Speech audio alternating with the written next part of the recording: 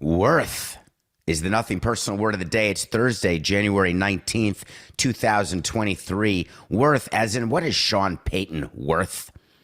He is the former coach of the New Orleans Saints who is making a living on TV. And every single year when there's an offseason, there's teams with coaching openings in the NFL, and you hear the name. It used to be Bill Cowher. He was the name you'd hear everywhere. He was coach of the Steelers, then he went to TV, and everybody wanted him. Write your deal. Whatever you want, you can have. We want Bill Cowher. And the reason they wanted Bill Cowher is they felt that he was the missing piece for any team who needs a new coach. You want to bring in the guy with the Super Bowl pedigree. Cowher made it clear year after year, I'm good. I've done that part of my life. I love the TV life. On to the next. Most recently, it's Sean Payton. Tony Dungy was that for a bit. I've spoken to these coaches who become TV personalities or former players who become TV personalities and commentators. You look at in the NBA, you look at what Shaquille O'Neal and Charles Barkley and Kenny Smith, three of the highest paid post-game, pre-game show that's on TNT. What is the reason why people who you think have all the money in the world do things like reinvent themselves? John Madden was a Super Bowl winning coach, reinvented himself as a TV commentator. David Samson was a World Series winning president, reinvented himself as a podcaster, an analyst on TV. What's the reason? It's not because they can't get another chance, they don't want another chance, or that there's no opportunity, right, to get back. There's right again. God damn it, Coca. Edit that out, all right? Right? 489-62. It's not that those people don't have other chances. It's that they've made a decision about quality of life versus job and ego. I'm tying this into yesterday's show for a reason. It feels really good to be wanted. Sean Payton is wanted by every single team with a coaching opening right now.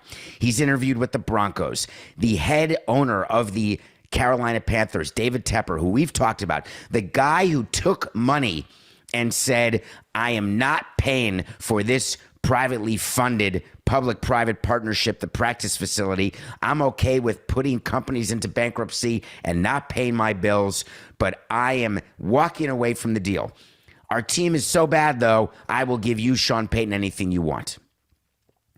Denver Broncos, you've got Sam Walton, his child or grandchild, Rob Walton from Walmart, who owns the Broncos, bought him for $4.5 billion, inherited Nathaniel Hackett, traded for Russell Wilson, signed Russell Wilson, and said, oh, my God, we stink. Get rid of the coach. We need you, Sean. He interviews, and the question is, what do you offer a coach? What is a coach's worth? For any coach who is the property of a team, and Sean Payton is the property, forgive the word, but that's what it is the property of the New Orleans Saints. In order for him to coach another team, there has to be a trade that's done, compensation that's given, really. We gave compensation to the White Sox for Guillen. We gave compensation to the Pirates for a guy named Jim Benedict, I think was his name. And I think the compensation we gave, I think it was Trevor Rogers or some name like that. I'm trying to remember because Chris Paddock, I'm off the rails here. Just 1 second, Coca. Chris Paddock signed a 3-year deal. He's in Tommy John right now. He just signed a 3-year deal with the Minnesota Twins. And I traded Chris Paddock somewhere, to the San Diego Padres for Fernando Rodney. That's what it was. So in any case, there's going to be a trade that's going to be worked out. So what's the worth? What do you pay to get a coach? Our answer was any sort of player who we do not view as an everyday player is someone who's eligible to be traded for a manager. We always viewed a baseball manager as an important piece of a winning team, but not as a critical piece. You can't take a bad team and make it good if you're a manager of a Major League Baseball team. You can make a good team and make it average. You can take a great team and make it good. You can make a good team and make it great. You can't take a bad team and make it good. In basketball, we viewed that a coach should be paid more than a manager of a Major League Baseball team, because in basketball, you are in a position to impact games far more than you are in baseball. Don't at me and talk about pitching changes and bullpen management and defensive alignment and all the things that managers do with their coaches. I'm aware of it. I watched it for a long time. In basketball, when you are calling plays in the old days, in the 80s and 90s, back when the NBA was the NBA, coaches were very, very important. These days, coaches are just babysitters who put the ball in the middle of the court and say, go 1-on-5. They pretend they're calling plays, but they don't call any plays. So then we went to the NFL. And the NFL was always the most important sport to have the best possible coach. And it's not because I had a chance to speak to NFL coaches and learn about what they do. That just was confirmation bias. As a fan, even before I'm in sports, as a fan, you can see what football coaches are doing. You can see the game plan. In baseball, it's when the cameras aren't rolling, managers get stacks of information. We would give them scouting reports, advanced scouting reports of the team we're playing. Then you'd have reports on every hitter on the other team, every pitcher on the other team. You're getting all this information, but you're not doing the lineups. And once you put your lineup out, then you're watching the game unfold and you're thinking about who you pinch hitting for back when there was actual pitchers hitting, or what are you doing about when do you shift, except that's all given to you in advance, and that's not allowed anymore in this year's Major League Baseball with the new rule changes. But the actual in-game, and people in LA are going to say Dave Roberts has cost us World Series because of his mismanagement. He's not a good game manager. People have said the same thing about Girardi and his bullpen. It's a bunch of hogwash. But in the NFL, they come out with these game plans and you script the first 10 plays, let's say. But then during the course of the game, there are way more decisions to make in football than there are in basketball or baseball in game. Way more. And it is not something that is always dealt with before, right? In baseball, we'll talk about which pitchers are available, what innings they're going to pitch. In basketball, you'll talk about, is there a minutes restriction for a certain player? What's the rotation going to look like? What are you going to allow your best players to play? But actually in football, while you can say in advance when you're going to go for 1 or 2 after a touchdown, that's pretty formulaic and analytically driven. But fourth, it used to be no one went for it on fourth down. Now you're going for it on fourth down more if you're toward the middle of the field, deciding which personnel, which plays are going to be called, your offensive, defensive coordinator. There's a lot going on. But still, do you think that a head coach in the NFL is worth $20 to $25 million? What exactly is Sean Payton going to bring to Denver? Is he going to somehow bring Russell Wilson back to what he was 10 years ago in Seattle? Is his work ethic or his gravitas, does he walk into training camp and all of a sudden everyone's paying attention, they're tackling more technically, and that's an alliteration, and they're running their routes more perfectly? I just don't see that. Coaches have been paid, their prices have been going up in football. In baseball, managers' salaries are actually not going up in the way you'd think, because managers are less and less important given the way all decisions are made beforehand. But in football, they seem to be going up. Sean Payton has decided that he wants complete control. He's going to go for a second interview, and he had some interesting comments this week when talking about what his worth was. He said it starts with ownership. I hear you, and I'm okay blaming ownership when your team doesn't win. I get it. I'm not even an owner. As a president, I was blamed all the time for the Marlins not winning. People blame Steve Ross and his meddling for the Dolphins not winning. Does that mean that Robert Kraft is the greatest owner of all time because he had Tom Brady? Is Jeannie Buss and Dr. Buss, Jerry Buss, the greatest owners of all time with the success they had? Quick, who was the owner of the Celtics when they were winning every year in the Bill Russell era? Who owned the Knicks when they won their 2 championships in the 70s? Any recollection? Can you name the owner of the Golden State Warriors? You can probably name the owner of the Chicago Bulls with Jordan, just because he also owns the White Sox. Is Jerry Reinsdorf the greatest owner in sports because he had Michael Jordan? It's a great question. But it doesn't start with ownership, but I hear you. Payton, what he means is when he says it starts with ownership is that he wants to make sure that no owners are meddling. He doesn't want Jerry Jones, his owner, being a GM. He wants an owner who will let him make decisions and not even talk to him unless he's spoken to first. And then he said something that should give you a hint as to where his head is and whether or not it's all about money, which for me, I always figured it was all about money, except when it comes to coaches who don't want to return to the sideline for health reasons or for quality of life reasons. And I guess if you've made enough money and you don't have a desire to make more, then you're willing to say it's not about money anymore. I'm not sure that there's a lot of people in the world who say that, but let's give him the benefit of the doubt and say that what Payton said is accurate. Generally speaking, if the quarterback is there, they're probably a team that's playing well. Russell Wilson? How about the Cardinals opening? You happy with Kyler Murray? He's the quarterback who's there. They want to interview you. Are you good? Are you that much better than Cliff? I'm now in Phuket, Kingsbury. That means that David Tepper can offer you any amount of money, but you're not going to go there because the Panthers don't have a franchise quarterback. But why would you take the Broncos' money? Because the Broncos don't have a franchise quarterback. They have a franchise quarterback by name, not by skill, talent, or ability.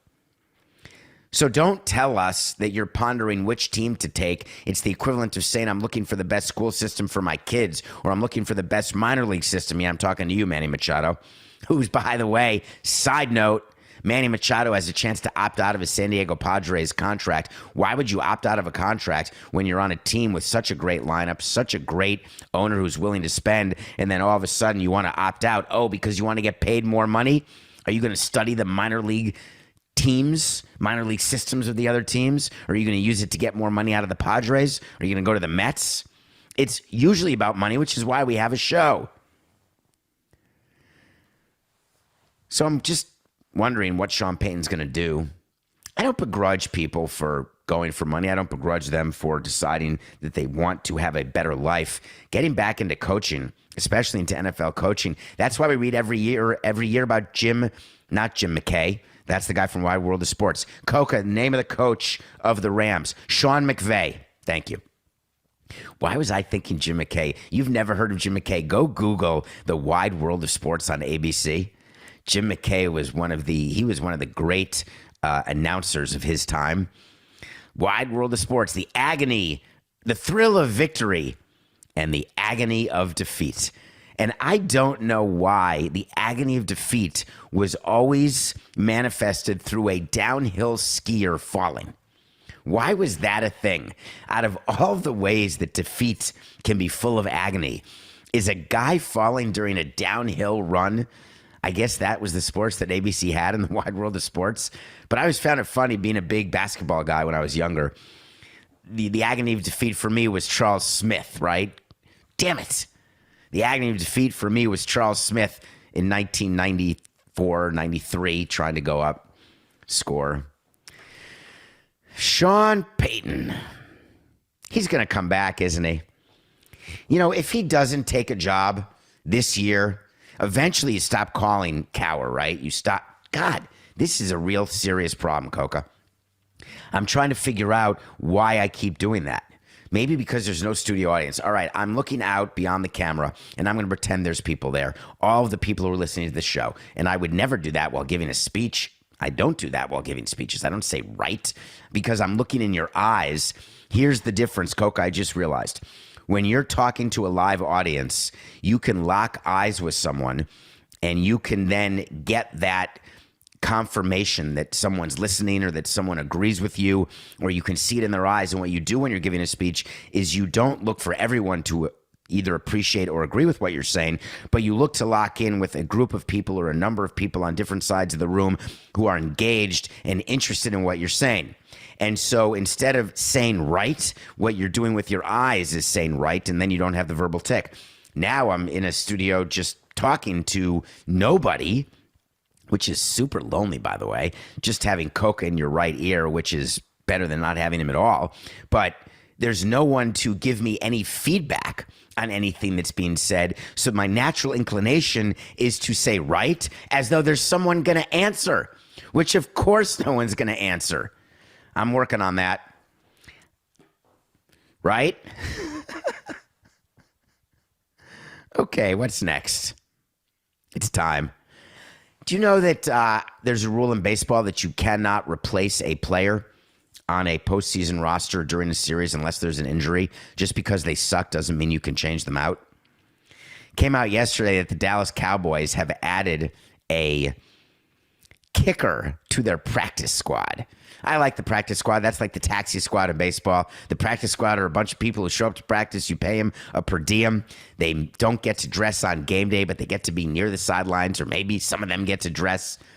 They generally are not active, but they serve as live tackle dummies during full padded practice. They're in there trying to make the first team better, trying to make the second team better, trying to figure out who's getting the reps. Practice squad.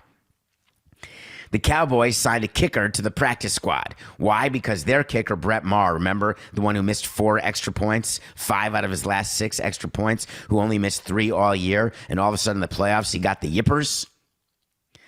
So the Cowboys signed a kicker to the practice squad, and I love what they did here because it's so ridiculous. They said, maybe they're listening to Nothing Personal, but they said, yeah, we signed him, but we've got Maher as our kicker against the Niners this Sunday, but we're going to wait to see how he does in practice. Is there anything that has a more indirect correlation than practice kicking versus game kicking? You can take 100 free throws in the gym like Giannis and say, I'm not leaving till I hit 10 free throws in a row. That's the whole fight he had when he was in a road game against somebody. When was that, Coca? That was a while ago. Doesn't matter. There are players who do all sorts of things. They will not leave their NBA team practice until they hit 3 threes or 10 free throws. There are kickers in practice who say, I'm not going to leave before I hit 2 45-yarders. These days, a 65-yarder. In baseball, there are guys in the cage who are doing their pregame batting practice, and they've got all sorts of rituals that they're not going to leave until they hit one the other way and one down the line. Or if you're each row, a line drive, whatever the case may be. Everyone's got their thing. But if you ask any professional athlete, what practice does, the purpose of it is to give you muscle memory. It's to try to take away the tension, the pressure of the actual game, to try to take away the crowd noise. It's why teams pump in crowd noise sometimes during practice to try to simulate game action. How many of you have rehearsed something and then you get to it? Other than Nathan Fielder's The Rehearsal, if you don't simulate the exact scenario, it's going to be super hard to get it right in reality. It's going to be even harder to go back and get your mind to where it was during practice when there is a game on the line. There's no greater example of this in my mind than a kicker. Hard to simulate a game-winning kick with down 2 points from 52 yards. We all do it in the backyard, didn't we? For the win, a 3 for the win. You do it when you were shooting hoops, right? Or, God damn it, again, you do it when you're shooting hoops, or you did it when you were hitting a baseball. Everybody was up with the bases loaded, down 3 in the 9th inning. Bottom of the 9th, 2 outs. We all put ourselves in the most stressful position. You know exactly what I'm talking about. In the most stressful position, then we watch ourselves perform, and then we say, wow, we could do it. If you haven't met a professional athlete, then it's hard for you to comment on this, except trust me when I tell you, professional athletes are wired way differently than we are when we're in our backyard and when we are simulating what the tension is. Forget that their skill is off the chart. Their ability to get their mind and body in sync, and this is before sports psychology really became a thing, is legendary. All of that said, why are you bringing in a kicker to wait and see how practice goes for Brett Maher? Brett Maher is going to have a great practice this week. He's going to hit extra points left, right, and center. He's going to hit long field goals. It's all going to be good. But if you're Jerry Jones and you're going into San Francisco, are you going full Pat Riley where you're going to dance with the people you brought to the dance and let John Starks go 3 for 18 in Game 7 in Houston when that's your chance to win an NBA Finals 1994? Forget it. The Dallas Cowboys have not relied on Brett Maher. I don't care over how many years he's been there. Kickers by definition, are fungible. If your quarterback, Dak Prescott, had another game where he threw 3 interceptions, but the Cowboys did, in fact, beat the Buccaneers because Tom Brady is so ancient and terrible, which he's still the GOAT to me, but he's done. If Dak Prescott had another bad game, Jerry Jones is going to say, yeah, we're going to go with our backup quarterback against the Niners. Absolutely not. You are in bed with your quarterback, and that's how it's going to be. But kickers are not in that category. They've never been in that category. That would be like a manager of a baseball team saying, we are in bed with our closer. That closer will continue to close games. He's blown 5 saves in a row. Doesn't work that way. He doesn't get a chance to close the 6th game, no matter how he looks when they quote unquote throw bullpens. Don't even get me started on bullpens. We read yesterday that Aroldis Chapman threw a bullpen for the Marlins in South Florida. Buffalo biscuits. It doesn't matter how a pitcher looks during bullpens. It doesn't matter what's going on before the game. Oh, we get a call from our coaching staff. Oh, he looks good. Sliders spinning. Great command of his fastball. Look out. He's got no-hit stuff. Oh, Christ. We got to get someone up in the first inning. Man, he's hitting every three-pointer in practice. I've never seen anything like it. Look at it in warm-ups. The guy hasn't missed. 2 for 10. Tell me the correlation. You're Jerry Jones and you're trying to do something you haven't done since 1995 and win a Super Bowl when you are responsible for your team. Take your owner hat off and be your GM. You're going to go down with this kicker? What are you going to do if you have a field goal in the first quarter against San Francisco? You're driving. It's a 42-yard field goal. Are you going to ask Mike McCarthy to do what he did last week and go for it on 4th down because you don't trust the guy to kick the field goal? Or are you going to give the ball back to Purdy when going for it on 4th down, and all of a sudden you've got McCaffrey and Samuel scoring on you, and you're down 7-0 instead of up 3-0? Are you willing to take that chance? Are you willing to take the chance that you want to build back up the mental health of your kicker so you're going to get him back out there? I'm in if it's game 3 of the regular season, or if you're in May in the baseball season, you'll give your closer a little extra time, one more appearance. But eventually you say, no mas, we're done. Uncle. Come playoff time, that comes way sooner. Wait to see how he does in practice. Give me a small break. All right, we come back. We're going to review a movie that should be nominated for an Academy Award. And then we're going to talk about the Mavs-Hawks game. Not what happened. As you know, the Hawks won. But we're going to talk about something Mark Cuban said that made me smile. We'll be right back.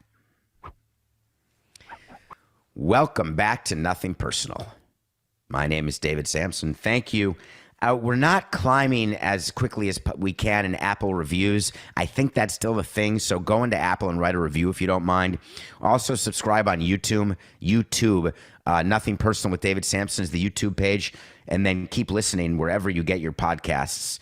We are a multi-platform, multimedia show now, so keep it growing. It's fun.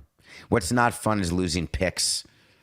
But before I get to my pick, what is fun for me? So here's a little eyeball into my day.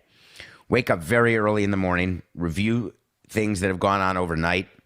Coca and I have a conversation at night where we go over the next day's show. Wake up, I look at the show again, see if I had any thoughts about something that happened in the middle of the night, see if anything's added to the show that Coca had a thought in the middle of the night.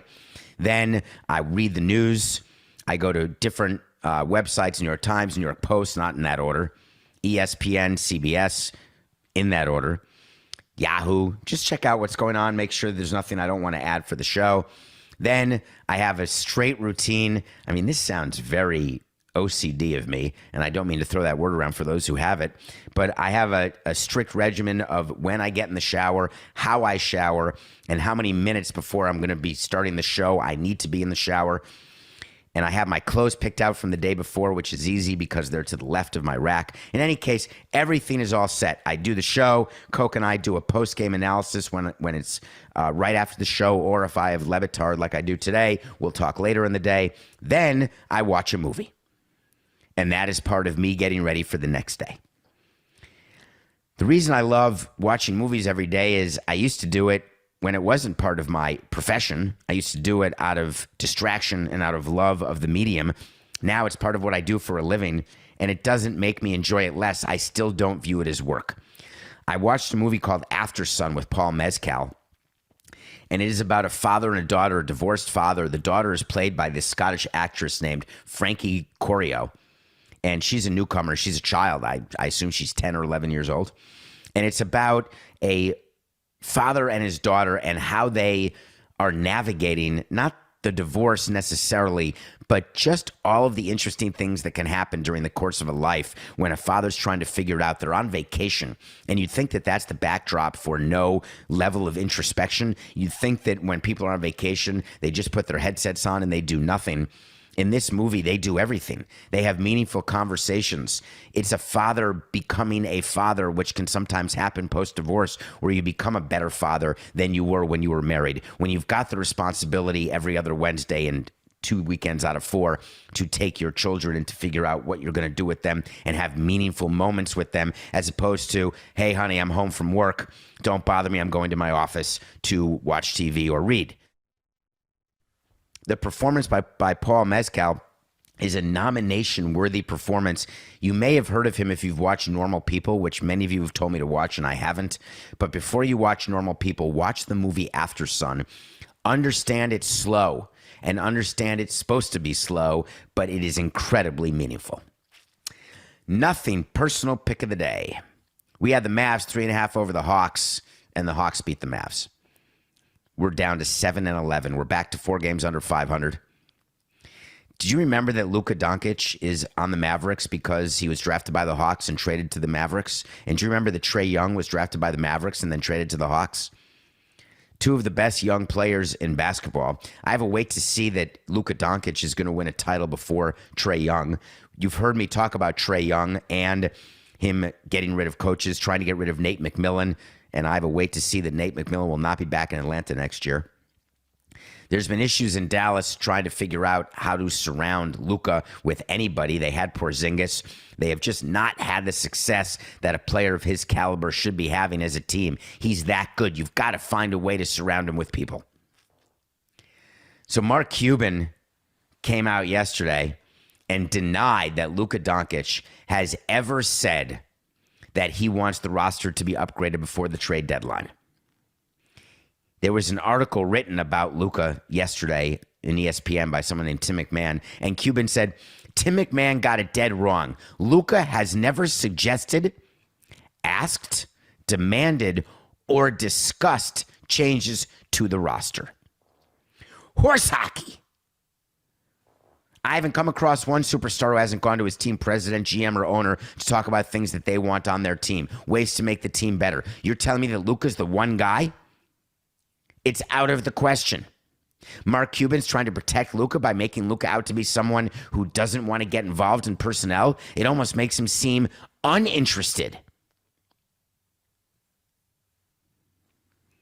Mark Cuban would have been better off saying, of course I want Luka's input. Not like LeBron where they're going to make the decision, but I want to know from the inside.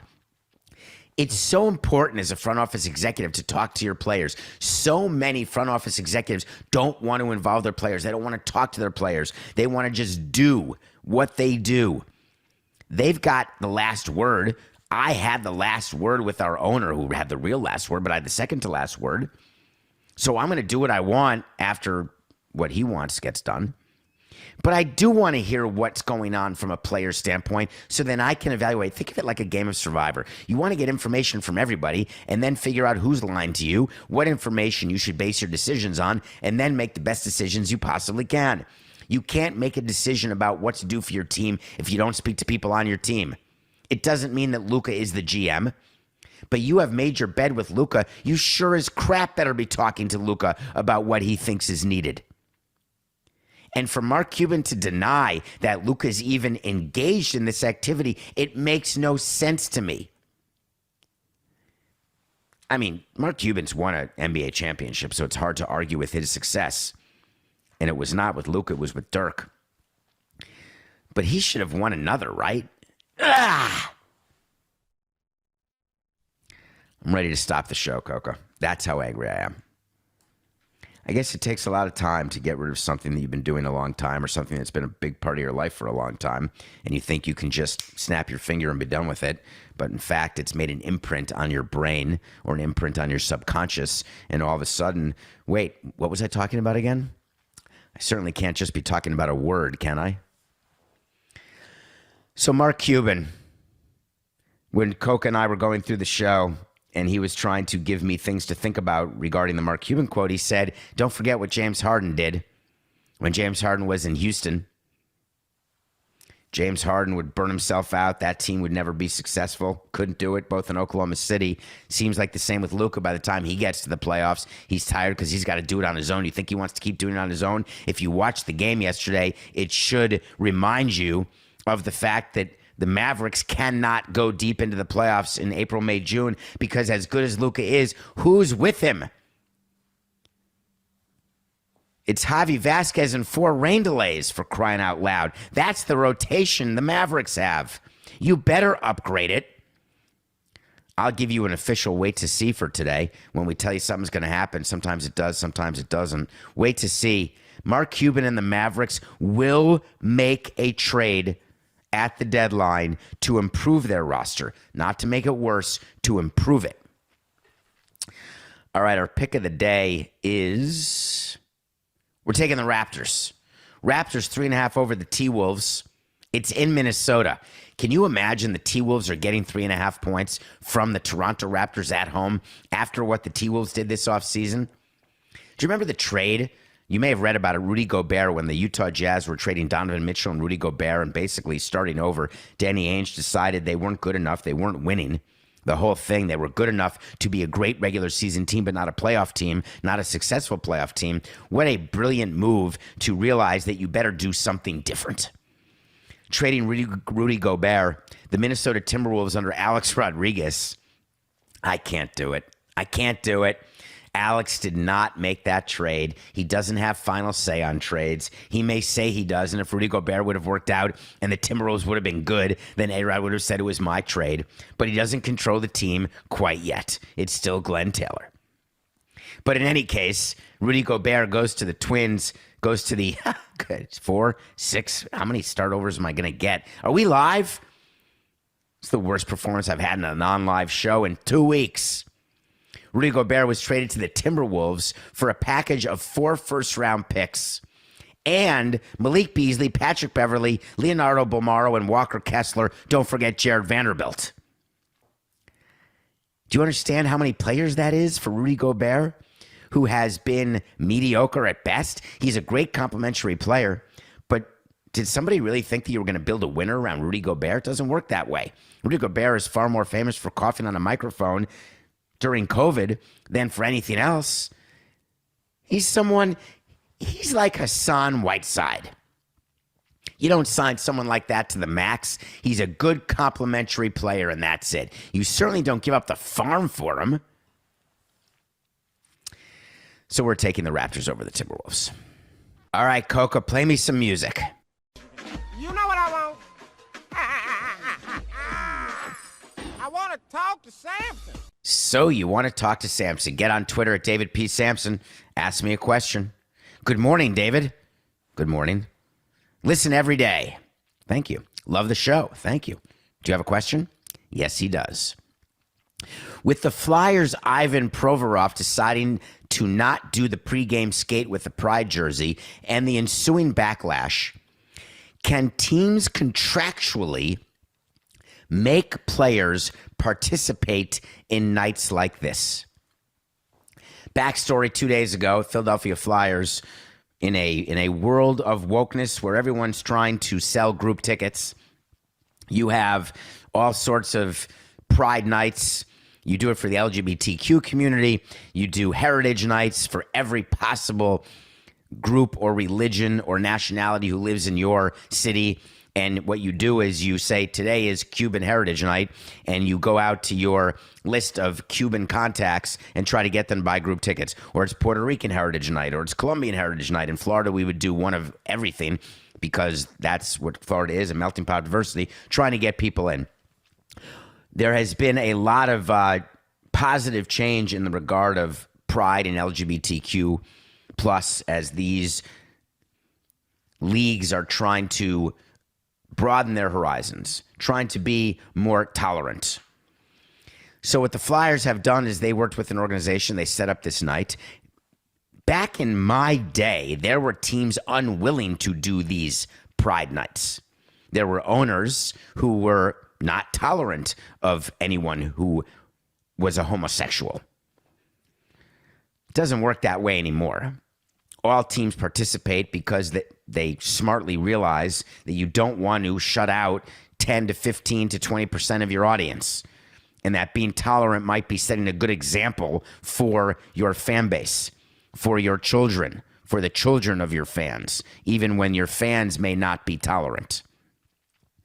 So what teams do, like baseball tells you, on Father's Day, we are going to raise money for prostate cancer. We're going to send you blue sweatbands and blue shirts and blue everything. On Mother's Day, we're going to raise money for breast cancer. We're going to send you pink stuff. Players are not forced to use a pink bat. They're not forced to use pink glove, pink batting gloves. They are given it by their suppliers because players get all this stuff for free, other than bats, which are bought by the team. But players do not have to use this equipment. When you do a team-wide gimmick, let's say you want to honor a player who's hurt, or you want to honor something that went on in your community, if there's a hurricane, or there's a flood, or there's a murder, or there's a cops killing somebody, whatever the case may be, and you say, we are going to show our unity by wearing a pregame jersey that has the face or the name of the person who died, who was killed. There is no way to force all players to do it. Period. There is nothing in a contract, any professional contract, which calls for mandatory participation in something that is related to practice and practice wear, other than league mandated and league issued clothing. In your contract, you are forced to wear the brand that is given to you. If you're in violation, you can be fined. Sometimes it's only $500, but you can be fined. But there is nothing in any contract which says that when a team does something pregame that you must participate. What we do have in contracts is a number of appearances that a player has to make off the field during the course of a year. Those are appearances that are asked for by the club, then they are kept track of, and players are forced, let's say 4 appearances, and you've got to give the player what the date is of those appearances before the season starts so they know exactly what days they have to, and those are called mandatory community appearances. In no way, shape, or form is there anything mandatory about wearing a pride jersey or wrapping your stick with rainbow tape. Not mandatory. All of that said, the reason that Ivan Provorov did not do the pregame skate, and there's nothing in the contract that says a player has to do a pregame skate. There's nothing in the contract that says a player has to do batting practice. That is not part of the guaranteed contract. Player does not have to go out and shoot threes and get in the layup line pregame. Not in the contract. The reason why he didn't do it is that he was citing his religious beliefs. He's a Russian Orthodox, and he wants to stay true to myself and my religion. He said, I respect everyone. I respect everybody's choices. I guess what that means is he's respectful of anyone who wants to be gay, but his religion says it is a sin to be gay. You can't be gay, therefore he can't be seen as promoting being gay. When is Pride Night? When did that become promoting being gay? I thought it was promoting tolerance, promoting respect, promoting freedom of choice. I must have missed something along the way, Ivan. Maybe you can explain it to me, that your religion, where you respect everyone and everybody's choices, yet you're not allowed to show that respect because it'd be in violation of other people you respect? Or it's impossible to believe because it's not written in the Bible or in your Quran, whatever it is you use as a Russian Orthodox. And I am not in any way yucking on your yum. I'm not saying that your religion is not as good as mine or better or worse. I'm just asking what religion out there that you would want to be a part of is a religion of intolerance. Isn't that far and above the number one issue that we all have? If we were all tolerant of other people, wouldn't that change the equation for all of us? If we lived and let live? Very disappointed. The Flyers had a real problem on their hands because they cannot be seen as in any way condoning the behavior of Ivan not to take the ice pregame. So they had to do an entire statement. They said the Flyers organization is committed to inclusivity, is proud to support the LGBTQ plus community. Many of our players are active in their support of local LGBTQ plus organizations, and we're proud to host Pride Night again. That's the worst statement ever. Why don't you tell me what your view is of Ivan, what you said to him? Did you beg him to come out? Did you talk about tolerance with him? Did you say that it's not an affront to his religion to go say it's okay to be whatever you want to be or whoever you are? Don't give me a statement that you support LGBTQ because of Pride Night. Tell me about group sales. Tell me that you're scared of your player. Tell me that you're tolerant of your player being intolerant. That would be a statement that would interest me. You've made a decision that you want to let everybody decide for themselves whether or not they're going to be tolerant of everybody else. No, I don't want to run a business that way. I don't want a team that way. I don't want to run a country that way. I don't want to live in a world that way where I'm going to be tolerant of your intolerance. Absolutely not. I'm intolerant of your intolerance and demand that you be tolerant. At the end of the day, it's just business. All right, what's next? Are Mets fans good with the Tommy Pham signing? Do you know who Tommy Pham is? Tommy Pham is a utility player. That's it. Tommy Pham has had a couple good years. Tommy Pham, you may remember, is the guy who went to Jock Peterson in the outfield during pregame batting practice and slapped him over a fantasy football fight. We talked about it. Nothing personal. It was outstanding. There's opportunities in the tunnel to go see a player in an opposing team. You can even go outside the locker room clubhouse of an opposing team, but you don't ever interrupt another team's BP to fraternize, and you certainly don't do it to go slap the player.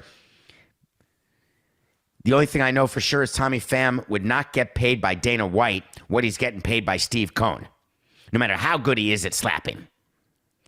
He got $11.4 million from Steve Cohn, except he's only going to get $1 million per month in his bank account. How does that math work?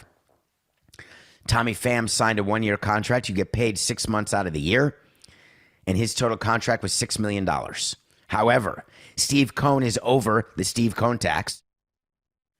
For every dollar you sign a player where your payroll goes above $293 million, which was the stratosphere of the luxury tax threshold that was negotiated in the CBA last year, the Steve Cohn level, the tax is 90%. That means Steve Cohn is going to pay $5.4 million to MLB, $6 million to Tommy Pham.